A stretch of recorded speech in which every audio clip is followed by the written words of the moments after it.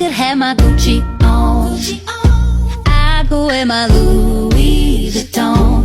Assalamualaikum warahmatullahi wabarakatuh. Perkenalkan, kami dari kelompok 8, kami akan mempresentasikan hasil diskusi kami mengenai peran tokoh-tokoh dalam penyebaran agama dan budaya di Indonesia. Adapun anggota dari kelompok 8, yang pertama yaitu saya sendiri Nur Hidayah selaku moderator sekaligus presentator ketiga. Di samping kiri saya ada Safna Salsabila selaku presentator kedua. Di samping kanan saya ada Anissa Amalia selaku presentator pertama. Dan di samping Anissa Amalia ada Sri Nanda selaku presentator keempat. Tanpa berlama-lama, mari saja kita langsung masuk pada pembahasan pertama yang akan dibawakan oleh presentator pertama saya yaitu Anissa Amalia. Dan ini saya silakan. Baik, materi yang pertama itu ada pengertian akulturasi budaya dalam seni dan arsitektur. Secara umum, akulturasi budaya merupakan proses sosial ketika suatu kelompok manusia dengan kebudayaan tertentu dihadapkan pada unsur-unsur dari kebudayaan asing. Dalam proses tersebut, unsur asing ini lambat laun diterima dan diolah ke dalam kebudayaan sendiri tanpa menyebabkan hilangnya jati diri budaya asli. Materi yang kedua itu ada tokoh penyebar agama Hindu-Buddha. Yang pertama ada pedagang India yang terdiri dari kelompok pedagang Gujara dan Benggala. Yang kedua ada pedagang Tamil dan Kalinga.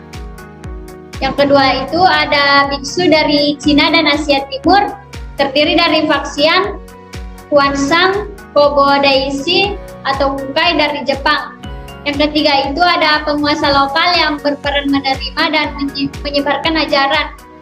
Ada Raja Mulawarman dari Kerajaan Kutai, Raja Purnawarman dari Kerajaan Tarumanegara, dan Raja Balaputra Dewa dari Kerajaan Sriwijaya. Selanjutnya saya persilahkan kepada presentator kedua untuk mempresentasikan materinya. Dengan ini saya persilahkan.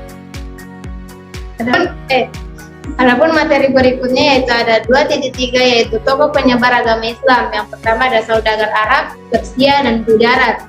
Yang kedua ada Wali Songo yang terdiri dari bagian A yaitu Sunan Gresik atau Maulana Malik Ibrahim. Yang kedua ada Sunan Ampel atau Raden Rahmat. Yang bagian C ada Sunan Bonang dan Raden Maksum Ibrahim. Bagian D ada Sunan Derajat atau Raden Kasim. Bagian E Sunan Giri atau Raden Paku. Bagian F yaitu Sunan Kalijaga atau Raden Said. Bagian G ada Sunan Kudus atau Ja'far Shadiq.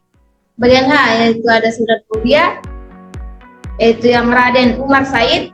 Bagian I ada Sunan Gunung Jati atau Syarif Hidayatullah. Adapun yang ketiga yaitu ulama lokal dan kerajaan Islam.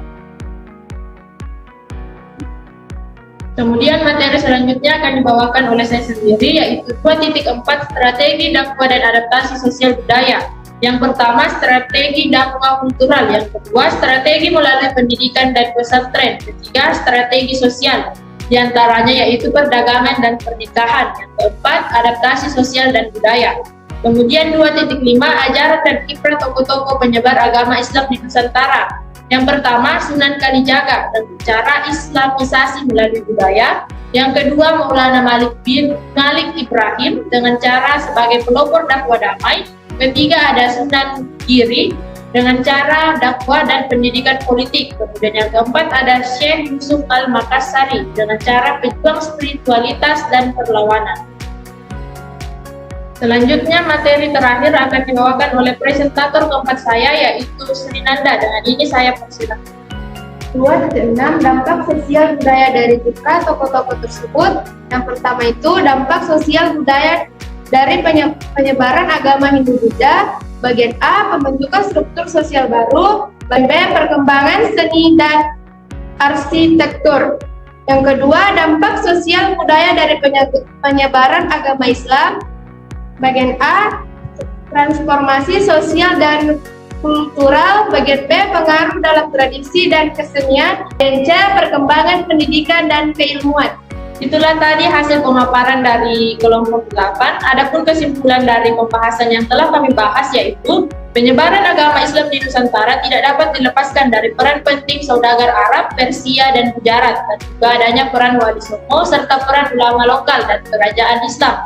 yang tidak hanya datang untuk berdagang, tetapi juga membawa serta ajaran Islam melalui interaksi sosial, pernikahan, pembangunan, dan pusat-pusat dakwah. Sekian dari kelompok kami. Wabillahi taufiq wal hidayah. Wassalamualaikum warahmatullahi wabarakatuh. Terima kasih. Terima kasih.